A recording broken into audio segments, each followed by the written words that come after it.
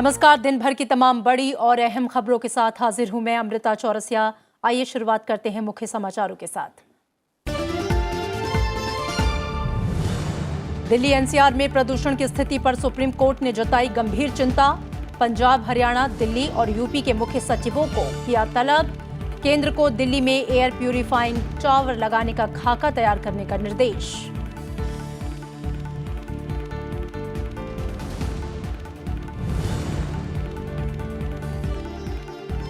केंद्र सरकार ने वन कानून में संशोधन मसौदा लिया वापस। पर्यावरण मंत्री प्रकाश जावड़ेकर ने कहा कि वन कानून में बदलाव का कोई इरादा नहीं, हमेशा की जाएगी जनजातियों के अधिकारों की रक्षा।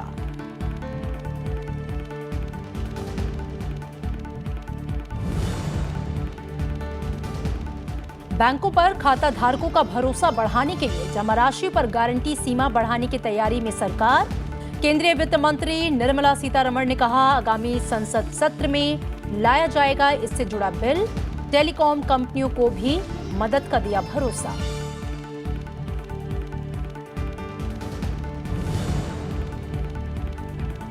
चाइल्ड पोर्नोग्राफी पर रोकथाम के लिए सीबीआई ने किया विशेष इकाई का गठन। बच्चों से जुड़ी अश्लील ब्राउज और डाउनलोड करने वाले व्यक्ति की करेगी पहचान, ऑनलाइन गतिविधियों पर रखेगी नजर।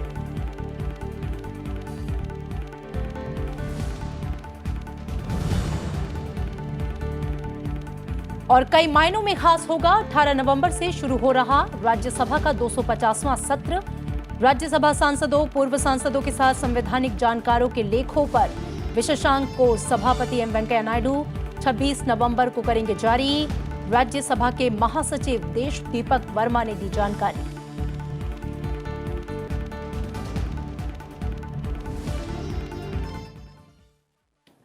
राजधानी दिल्ली और एनसीआर में वायु प्रदूषण खतरनाक स्तर पर पहुंच चुका है। अगले 2 दिनों तक भी राहत मिलने के कोई आसार दिखाई नहीं दे रहे। और इसी बीच केंद्रीय पर्यावरण मंत्री प्रकाश जावड़ेकर ने कहा है कि हम सबको मिलकर इस चुनौती का सामना करना होगा। दिल्ली में प्रदूषण का स्तर खतरनाक स्तर पर पहुंच चुका है। दिल्ली एनसीआर के कई इलाकों में शुक्रवार को भी हवा की गुणवत्ता गंभीर स्तर पर दर्ज की गई। ज्यादातर इलाकों में एयर क्वालिटी इंडेक्स 700 के ऊपर दर्ज हुआ। मौसम विभाग के मुताबिक फिलहाल 2 दिन वायु प्रदूषण की यही स्थिति बनी रह सकती है। वहीं इस मुद्दे पर केंद्रीय पर्यावरण मंत्री प्रकाश जावड़ेकर ने प्रभावित राज्यों और एजेंसियों को प्रदूषण स्तर कम करने के लिए सहयोग देने की अपील की है। जावड़ेकर ने कहा कि इन चुनौतियों से मिलकर निपटने की जरूरत है। सीबी के ये है टोलिया जो घूम रही है और रोज के रोज तुरंत रिपोर्ट करती रहती है, तो ऐसे सब मिलके काम करना चाहिए। ये कंसेप्ट लाया और उसको किया। मैंने हमेशा ये कहा है कि ये विषय सबने मिलकर काम करने का है, सबने सहयोग से काम करना है। एक दूसरे को दोष देने का ये वक्त भी नहीं है और ये काम ऐसा है नहीं। राजनीति के लिए 50 विषय होते हैं। वहीं दिल्ली के मुख्यमंत्री अरविंद केजरीवाल ने कहा कि अगर अगले 2 दिनों में हालात नहीं सुधरे तो सोमवार को ऑड-इवन पर फैसला लिया जाएगा। हम नहीं चाहते कि जबरदस्ती दिल्ली के लोगों के ऊपर कोई किसी तरह की कठिनाई थोपी जाए। तो अभी भी हम लोग नज़र बनाए हुए हैं। कल और परसों का और हम देखेंगे, अगर हवा में सुधार होता है तो फिर ऑड-इवन की ज़रूरत नहीं पड़ेगी। अदरवाइज सोमवार को फिर सुबह सुबह हम लोग इस पे निर्णय लेके और तुरंत इसको इम्प्लीमेंट करने की सोचेंगे। पिछले कुछ दिनों से राजधानी दिल्ली और एनसीआर में बढ़ते प्रदूषण से लोग बेहाल हैं। दिल्ली में लगातार चौथे दिन भी जहरीली धुंध की चादर छाई रही, जिसके कारण लोगों को स्वास्थ्य संबंधी समस्याओं का भी सामना करना पड़ रहा है। लीना शर्मा, राज्यसभा टीवी। और दिल्ली एनसीआर में लगातार बढ़ते वायु प्रदूषण के मुद्दे पर सुप्रीम कोर्ट ने सख्ती दिखाई है। कोर्ट ने एनसीआर में प्रदूषण पर काबू पाने में नाकाम दिल्ली, पंजाब, हरियाणा और उत्तर प्रदेश के प्रमुख सचिवों को 29 नवंबर को तलब किया है। राजधानी दिल्ली और आसपास में बढ़ते पोल्यूशन पर सुप्रीम कोर्ट ने चिंता जाहिर करते हुए साफ कहा कि ऑड इवन स्कीम प्रदूषण से निपटने का अस्थायी समाधान नहीं हो सकता। शीर्ष अदालत ने साथ ही केंद्र सरकार से पोल्यूशन से निपटने के लिए एयर प्यूरिफायर लगाने का रोड मैप मांगा है। अदालत ने दिल्ली सरकार से पूछा कि क्या ऑड इवन से दिल्ली को प्रदूषण से कोई राहत मिली है। दिल्ली सरकार ने सुप्रीम कोर्ट को बताया कि ऑड इवन के कारण दिल्ली में प्रदूषण के स्तर में 5 से 15% की कमी आई। सरकार ने कहा कि अगर इस स्कीम में किसी को कोई छूट ना दी जाए तो और बेहतर परिणाम हो सकते हैं। शीर्ष अदालत ने सख्त लहजे में दिल्ली सरकार से पूछा कि लोग आखिर सांस कैसे लें। दिल्ली सरकार के बयान पर सुप्रीम कोर्ट ने कहा कि ऑड इवन स्कीम इसका स्थायी समाधान नहीं हो सकता है, खासतौर पर तब जब सेंट्रल पोल्यूशन कंट्रोल बोर्ड ने बताया है कि कारों के कारण केवल 3% प्रदूषण फैल रहा है।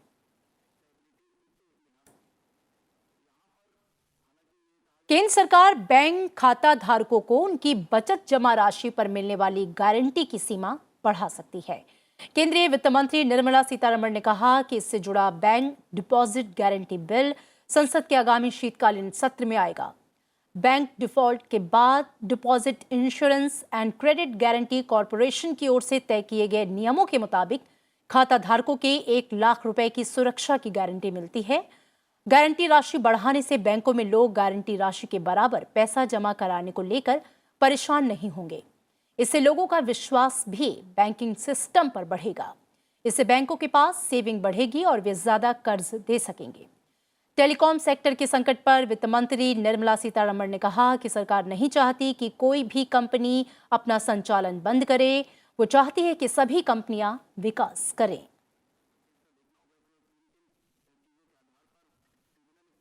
संगठित क्षेत्र के कामगारों को हर महीने एक ही दिन वेतन मिलने की व्यवस्था शुरू हो सकती है। कामगारों के हितों को ध्यान में रखते हुए केंद्र सरकार वन नेशन वन पे डे लागू करने पर विचार कर रही है। केंद्रीय श्रम और रोजगार मंत्री संतोष गंगवार ने आज इस बारे में जानकारी दी। उन्होंने कहा कि पूरे देश में एक समान व्यवस्था होनी चाहिए, जिसके तहत सभी वर्ग के कर्मचारियों और मजदूरों को वेतन का भुगतान एक ही दिन होना चाहिए। Central association of private security industry की तरफ से आयोजित सिक्योरिटी लीडरशिप समिट 2019 को संबोधित करते हुए संतोष गंगवार ने कहा कि प्रधानमंत्री नरेंद्र मोदी की इस प्रस्ताव पर नजर है और जल्द ही इससे संबंधित विधेयक लाया जा सकता है। उन्होंने कहा कि सरकार विभिन्न क्षेत्रों में एक समान न्यूनतम वेतन लागू करने पर भी विचार कर रही है, जिससे कामगारों की आजीविका को भी सुरक्षा मिलेगी। साथ ही संतोष गंगवार ने यह भी कहा कि सरकार व्यावसायिक सुरक्षा, health and working condition code on wages को लागू करने की दिशा में भी काम कर रही है।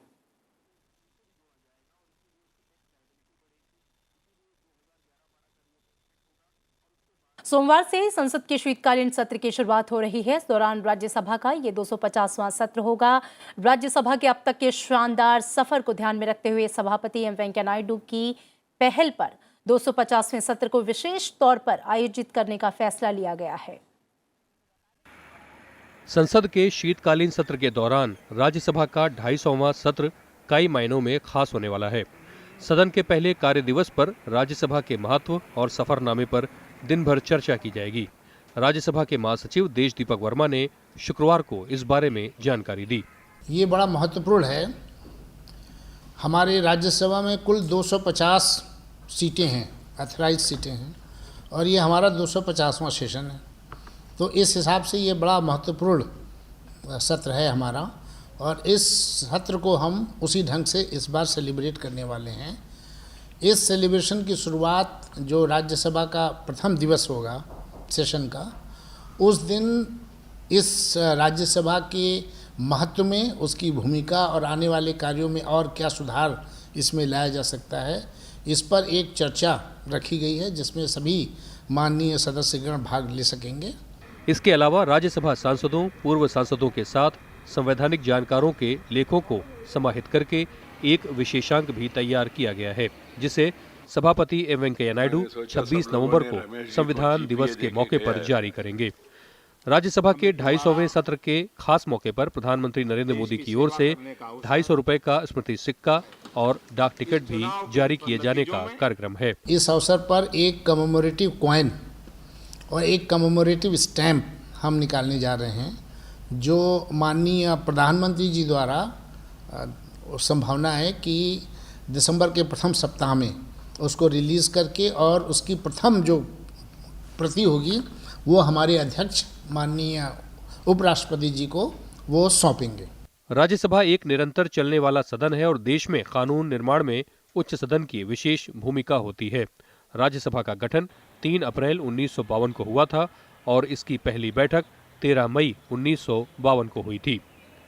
भारतीय संसद के उच्च सदन राज्यसभा ने 1952 में अपने गठन से अब तक कानून निर्माण में इसकी विशेष योग्यता, उसके साथ साथ उच्च स्तर की बहस को लेकर अपनी क्षमता को बार बार साबित किया है और इस 250वें सत्र के जरिए राज्यसभा की इसी विशेषता को लेकर कई आयोजन भी किए जा रहे हैं और इन आयोजनों के जरिए ये दिखाने की कोशिश है कि राज्यसभा के 250वें सत्र का ये सफरनामा इसको कितना खास बनाता है।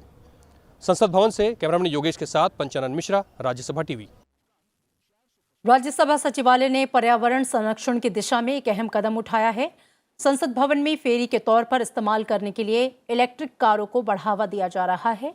संसद भवन आने जाने के लिए राज्यसभा सचिवालय ने 2 इलेक्ट्रिक कारों को फेरी के तौर पर इस्तेमाल करने के लिए शामिल किया है।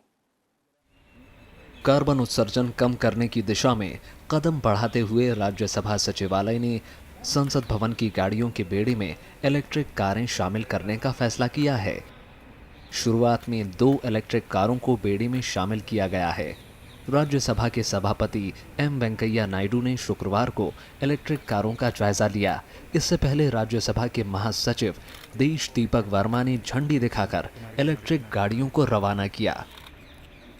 एनसीआर क्षेत्र में जो आज प्रदूषण की स्थिति है और पूरे विश्व में जो क्लाइमेट चेंज का प्रभाव आ रहा है, उसको देखते हुए ये लगता है कि जो हमारे अल्टरनेट सोर्सेज ऑफ एनर्जी हैं उन पर बेस्ड और सारी एक्टिविटीज़ को हमें बहुत बढ़ाने की ज़रूरत है और इस दिशा में राज्यसभा सचिवालय ने आज अपनी फ्लीट में 2 इलेक्ट्रिक कार्स को जोड़ करके ये एक कदम इस ओर बढ़ाया है।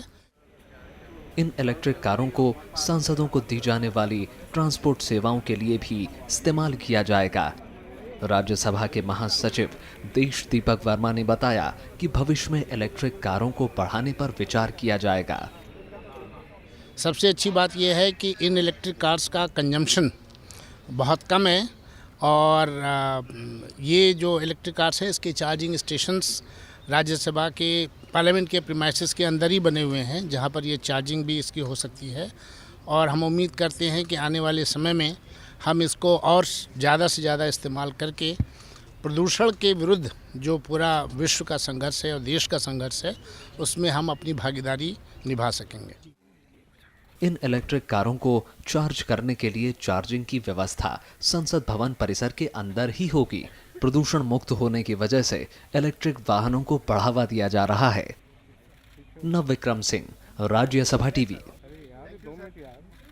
संसद के गृह कार्य मामलों के विभाग संबंधी स्थायी समिति की आज संसद भवन परिसर में बैठक हुई।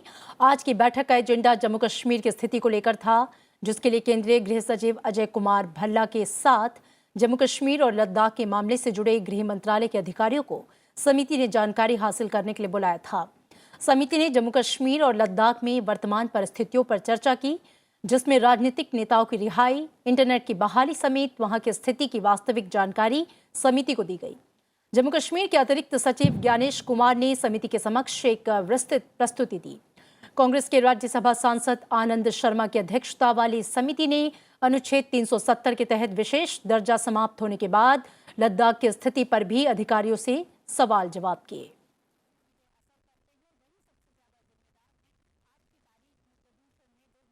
ब्रिक्स शिखर सम्मेलन में भाग लेने के बाद प्रधानमंत्री नरेंद्र मोदी आज देर रात ब्राजील से दिल्ली पहुंचेंगे। ब्रिक्स शिखर सम्मेलन के दौरान प्रधानमंत्री ने आतंकवाद के मसले पर सदस्य देशों की संवेदनशीलता बढ़ाने के लिए बताया कि दुनिया के तकरीबन 2.25 लाख लोग आतंकवाद का शिकार बने हैं। सम्मेलन के आखिर में जारी संयुक्त बयान में आतंकवाद के मसले पर प्रधानमंत्री नरेंद्र मोदी की चिंताओं को प्रमुखता से शामिल किया गया।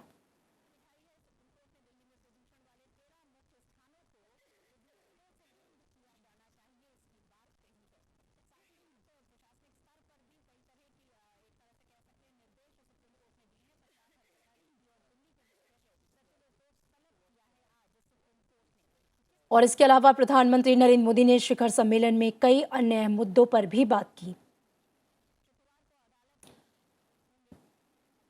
उन्होंने ब्रिक्स को मजबूत बनाने के लिए कई प्रस्ताव भी दिए।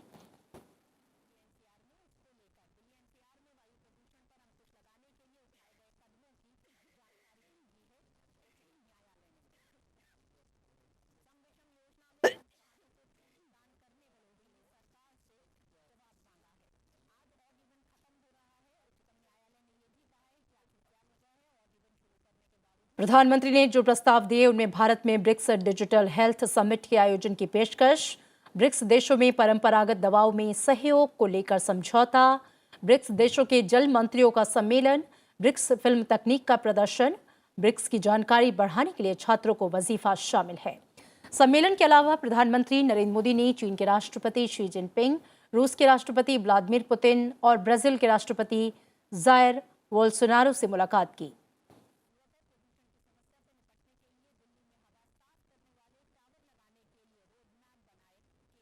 केंद्र सरकार ने यह साफ कर दिया है कि वो वन संरक्षण कानून को बदलने का कोई इरादा नहीं रखती। आज केंद्रीय मंत्री प्रकाश जावड़ेकर ने कहा कि उनकी सरकार आदिवासियों को सशक्त बनाने के पक्ष में है और वन संरक्षण कानून को बदलने का कोई इरादा नहीं रखती। प्रकाश जावड़ेकर ने कहा कि सरकार की ओर से जारी ड्राफ्ट की वजह से कुछ गलतफहमियां पैदा हो गई थी। ऐसे में सरकार ने इस ड्राफ्ट को वापस लेने का फैसला लिया है। आदिवासी कानून बदलने का सरकार का कोई भी इरादा नहीं है अभी। और हम ये जो एक ड्राफ्ट के कारण एक गलत फहमी तैयार हुई कि जैसे सरकार का कोई इरादा है और ये सरकार का ड्राफ्ट था, ऐसा था नहीं।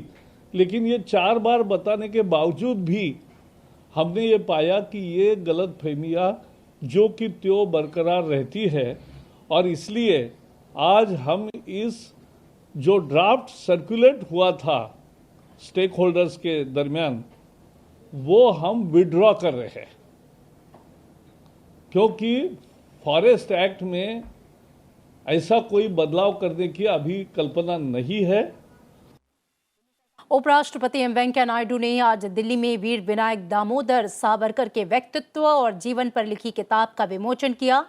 इस मौके पर उपराष्ट्रपति ने कहा कि वीर सावरकर महान स्वतंत्रता सेनानी, क्रांतिकारी समाज सुधारक, प्रगतिशील उदारवादी और संगठनकर्ता थे और सशस्त्र संघर्ष के माध्यम से औपनिवेशिक सत्ता से भारत को आजाद कराना चाहते थे।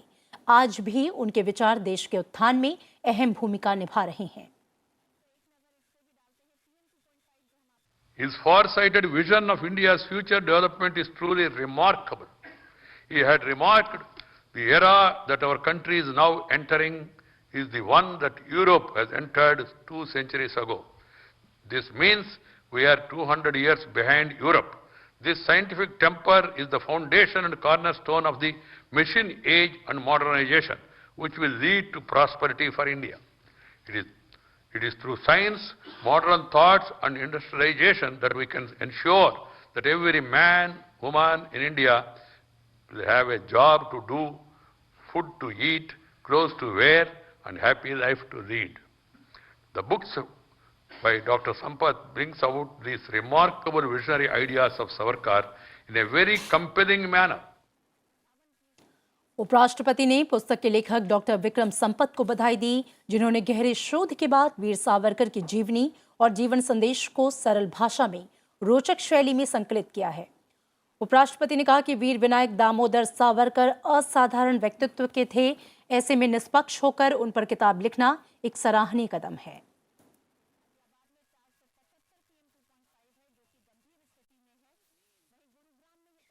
Veer Savarkar ji was a multi-dimensional personality, a freedom fighter, social reformer, writer, poet, historian, political leader and philosopher, all combined into one, all in one. That is the life of Savarkar ji. जीवन वृत्त लिखना आसान नहीं है, विशेषकर सावरकर जी जैसा महान और विवादित व्यक्ति का जीवन वृत्त लिखना आप प्राय पूर्वाग्रह के प्रभाव में आ जाते हैं या तो अनावश्यक रूप में आलोचना करने लगते हैं या फिर व्यक्ति निष्ठा हो जाते हैं. In this background, he did a splendid work after deep study in a realistic manner, in an objective manner, to make the younger generation and also the future generation of the country to know proper perspective of this great son of this great country. बाल यौन उत्पीड़न, यौन शोषण रोकथाम और जांच के लिए सीबीआई ने एक ऑनलाइन इकाई तैयार की है। सीबीआई की ये इकाई इंटरनेट पर बच्चों से जुड़ी पॉर्न सामग्री के बढ़ते खतरे से निपटने के लिए काम करेगी। शुक्रवार को सीबीआई अधिकारियों की तरफ से इस बारे में जानकारी दी गई। बाल यौन अपराधों को रोकने के लिए बनाई गई नई विशेष इकाई ऐसी सामग्री को तैयार करने वालों और प्रसारित करने वालों के खिलाफ जानकारी जुटाएगी। साथ ही उन लोगों की जानकारियां भी इकट्ठा की जाएगी जो ऐसी सामग्री को इंटरनेट पर ब्राउज और डाउनलोड कर रहे हैं। ऐसे मामलों में अपराधियों के खिलाफ भारतीय दंड संहिता, बाल यौन अपराध संरक्षण यानी कि पॉक्सो अधिनियम और सूचना प्रौद्योगिकी अधिनियम से जुड़े प्रावधानों के तहत मामला दर्ज किया जाएगा। केंद्रीय जांच ब्यूरो की टीम ने एफसीआरए के उल्लंघन के आरोप में बंगलुरु स्थित एमनेस्टी इंटरनेशनल ग्रुप के दफ्तर पर छापेमारी की। एमनेस्टी इंटरनेशनल ग्रुप पर नियमों का उल्लंघन कर विदेशी फंडिंग हासिल करने का आरोप है।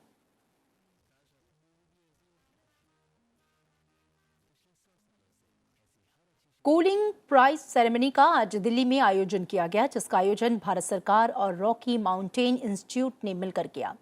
कूलिंग सॉल्यूशंस के लिए अंतर्राष्ट्रीय नवाचार प्रतियोगिता का आयोजन किया गया था। इसमें घरों के लिए बेहतर और जलवायु के अनुकूल आवासीय शीतलन समाधान विकसित करने वाले का चयन किया गया।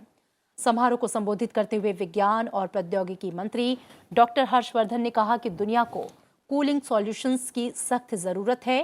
उनके लिए भारत कूलिंग एक्शन प्लान को विकसित करने और जारी करने का हिस्सा बनाना गौरव की बात है।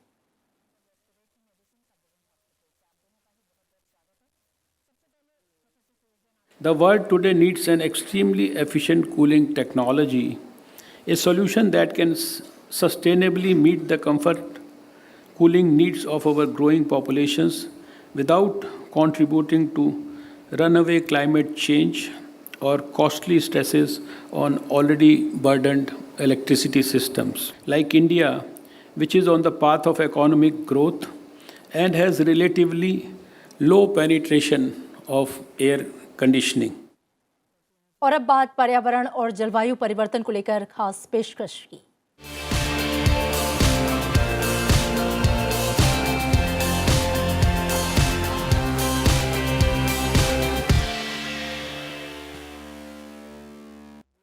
जलवायु परिवर्तन, वायु प्रदूषण और बढ़ते तापमान का सबसे अधिक असर भारत में बच्चों पर पड़ा है।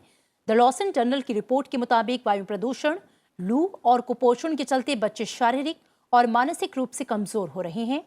शिशुओं और छोटे बच्चे कुपोषण और सांस में होने वाली बीमारियों के शिकार हो रहे हैं। उन्हें प्रतिरोधक क्षमता की कमी और शारीरिक विकास से जुड़ी समस्याओं से जूझना पड़ रहा है।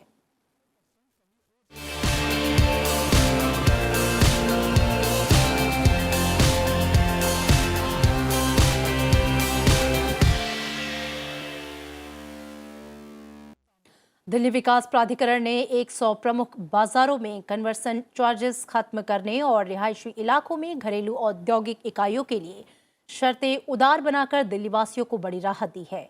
उपराज्यपाल अनिल बैजल की अध्यक्षता में कल हुई बैठक में प्राधिकरण ने 81 ग्रामीण गांवों को शहरी गांव का दर्जा देने और जमीन के प्लॉटों के एकीकरण की सीमा 64 वर्ग मीटर से बढ़ाकर 200 वर्ग मीटर करने की घोषणा की। केंद्रीय मंत्री प्रकाश जावड़ेकर ने ट्वीट संदेश में कहा कि कन्वर्सन चार्जेस खत्म होने से 50,000 से ज्यादा दुकान मालिकों को बड़ा लाभ मिलेगा।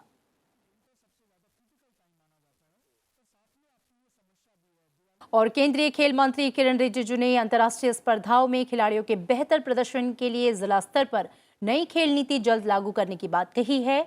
दिल्ली के विज्ञान भवन में खेल मंत्रालय की ओर से आज बैठक में विभिन्न प्रदेशों के खेल विभागों के सचिवों की ओर से ये सुझाव मिलने के बाद खेल मंत्री ने ये बात कही।